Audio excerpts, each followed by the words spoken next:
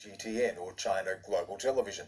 Just a few days ago, she hosted a special episode of her show about Nancy Pelosi's visit. Today, we'll take a look back into the political life of Nancy Pelosi, a vain, opportunistic politician who is out there only for herself.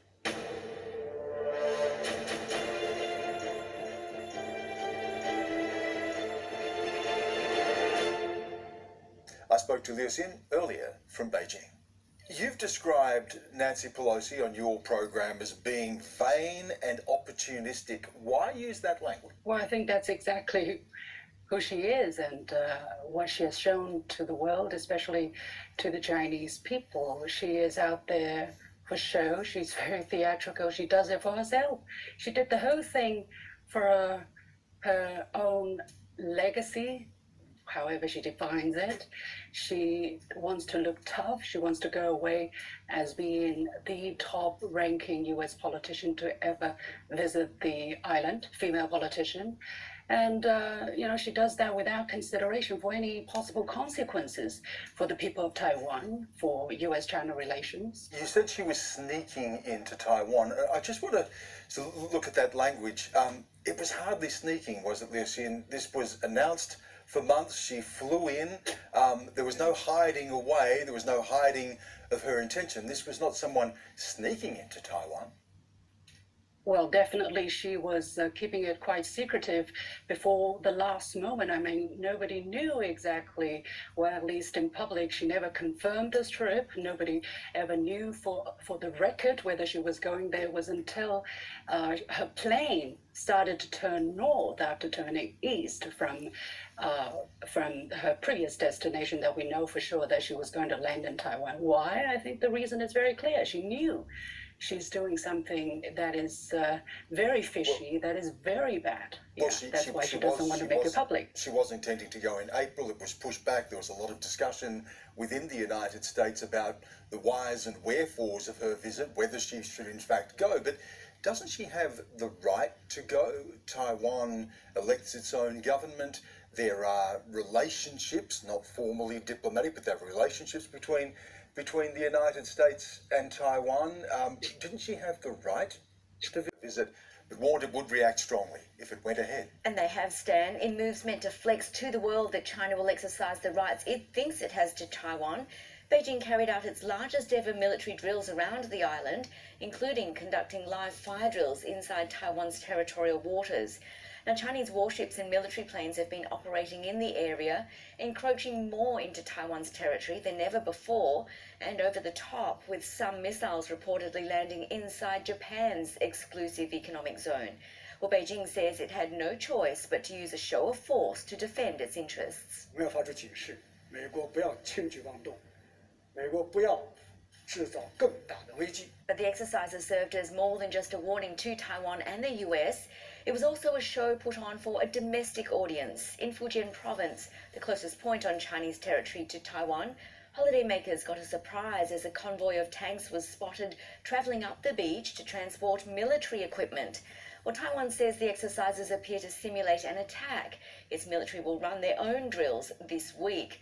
President Tsai Ing-wen says Taiwan, unlike China, is a responsible member of the international community and is not looking to start a war. 我要强调，我们不会升高冲突，不会挑起争端，但我们会坚定地捍卫主权和国家安全，坚守民主自由的防线。 Beijing has set a deadline of 2049 for unification of the mainland with the island. And while China regularly conducts military drills near the island, recent years have seen it encroach into Taiwan's air defense zone more regularly. Just last month, the head of the CIA said the risk of a confrontation increases as we get further into this decade.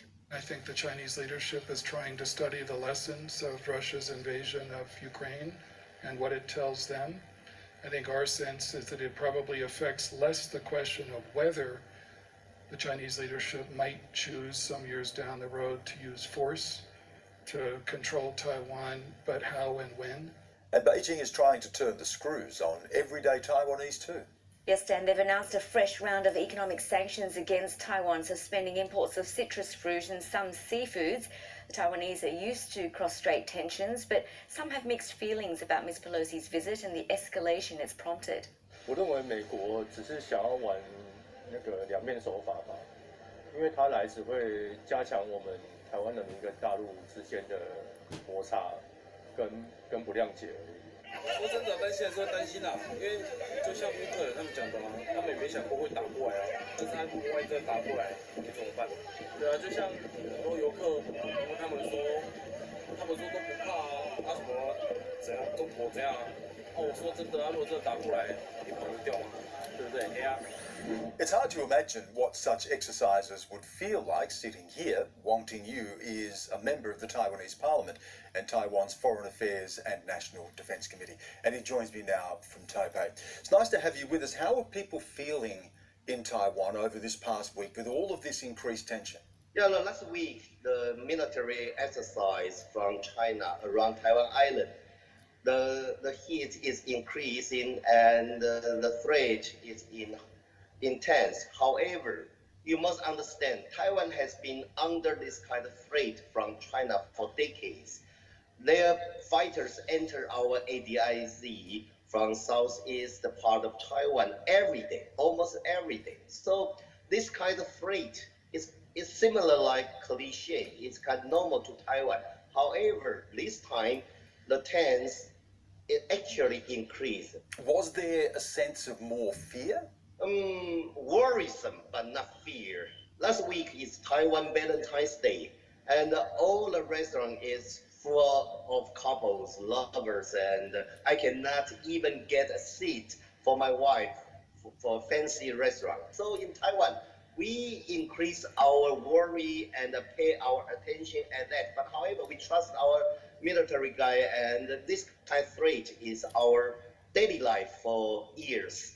Where does this go to from here? There has been speculation potentially that China may escalate. There may be a blockade of Taiwan. There have been threats of war against Taiwan. Where does this go to? From our government aspect, we worry about the blockade thing. Because we are island, we depend on our transportation line to connect to the world. However, Taiwan is in very special position in Asia. If China try to blockade Taiwan, it need to blockade the transportation line to Japan. That will damage this area. A lot of countries benefit. Second, according to our intelligence bureau, we monitoring all the military movement in China area. They didn't activate their military resources. They just using their missiles, troops, some their destroyers to try to create some kind of psychological atmosphere to my country. Let me ask you this. Was it necessary for Nancy Pelosi to visit, to potentially escalate things, to create this much tension? This is a good question. A lot of friends, especially our allies, ask, is that worth for this visit? First, we cannot send the wrong signal to Beijing. If you allow Beijing, they can use this kind of military way to change United States or Taiwan, even Australia, your diplomatic policy. Then they will double down this kind of threat. In Taiwan, according in our interest, we can accept Pelosi visit or not, but it must be made by Taiwan and the United States, cannot be interfered by Chinese threat. So this is the basic rule. And without Pelosi's visit, China threatens Taiwan every day. It's not because of Pelosi's visit. It's because of Chinese ambition to invade Taiwan. That's the only reason and the real reason create all this trouble. Mr. Wong, finally, trying to read Xi Jinping's mind. He is now on the cusp of getting a third term as president of China. What does the future look like? Real risk will be the year after his third term, because before he got third term power, Xi Jinping won't like to create any risk to jeopardize his leadership. However, after he got the complete power in his hand, to invade Taiwan may be one of his historical milestone in his mind. Wong to you, thank you again for giving us your time. Thank you, Stan.